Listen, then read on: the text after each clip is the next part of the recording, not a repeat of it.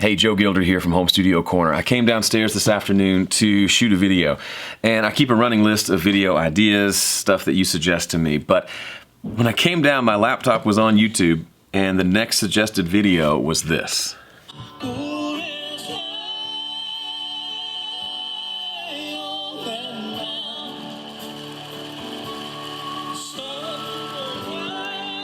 So if you don't know who that is, that's Vince Gill and Patty Loveless singing his song, Go Rest High on That Mountain, at George Jones's funeral.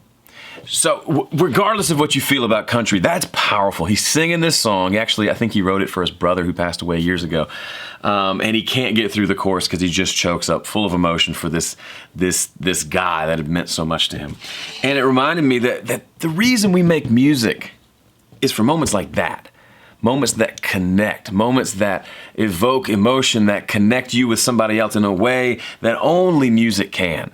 And I was thinking about something my buddy Brent said the other day, because we were talking about what makes a good song. And he was talking about how a song connects with the listener, it shares a common experience, and it either connects with an emotion they're feeling or expresses an emotion they can't express on their own.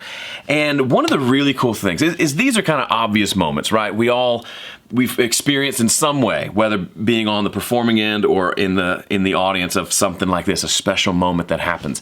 And they're beautiful and they're awesome, but it doesn't have to be the only way for your music to connect is for it to be about death or someone dying, or it has to be sad, has to make people cry. That's one way, and it's a very powerful thing. But it also can be, the example Brent used is, there are songs that just fire him up and get him excited and ready to take on the day, to face life's challenges, to believe that there are things worth living for. Even though life is hard and difficult and there's death and destruction and all these bad things, that there's also a lot of good and a lot of beauty. And so music and art in general can do that. It can evoke all of those emotions across the spectrum, from sadness and grief to rejoicing and joy. And I just want us to all remember, I think I need the reminder, and I think you do too, that all this stuff is great. It's super fun.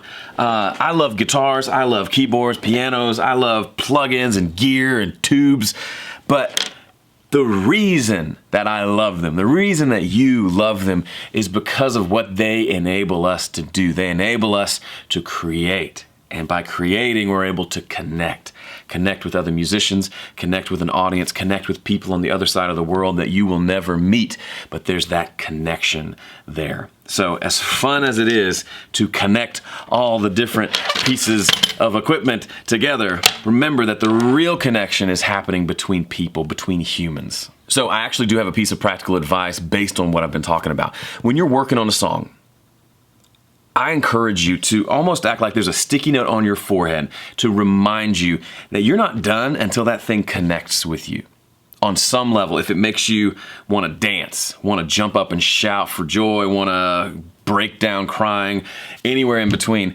if it evokes some sort of like physical response, emotional gut response, then you're on the right track. If you have a song you're working on and it does none of those things, that's okay, but the job isn't done until it does. That could mean the song just isn't good enough and needs to be trashed or rewritten. It could mean the song's good, but man, the way you produced it is just sucking the life out of it, and you need to delete everything and start over and find anything that connects with you and then build the song around that. And don't settle for stuff that's less than what it could be, because the connection is the thing that we're trading in, right? You listen to my song because it connects with you on some level. I listen to your song because it connects with me on some level. That's the way it works. So if your song isn't even connecting with you, it's going to be hard for it to connect with anybody else. So put your emphasis on that in the studio. Yes, you want to do everything technically well, the stuff we talk about all the time. But more than that, infinitely more than that, you want the music, what's happening. You want all the technique to melt away, and you want there to just be connection left. If you can do that and keep doing that consistently, you're going to see a shift in your music. You're going to see things happen that you weren't expecting. You're going to be creating better music, and you're not even going to be thinking as much about, oh, where do I place the microphone to get the maximum proximity effect? You're going to be thinking about, how do I make this thing I'm recording connect? If you do that, your music's going to improve, I promise. All right, that's it for me. I want to hear from you. Leave a comment below on this video and share with us a moment where you connected with a song. It doesn't have to be where you broke down crying, although it certainly can be. Could be one that fired you up, one that got you excited, one that got you through a hard time, one that you used to celebrate something great that happened. I want to hear about it. Leave a comment below. Let's make this kind of a collection of reasons why it's important to insert that connection into our music. All right, that's it for me. Looking forward to reading your responses. See ya.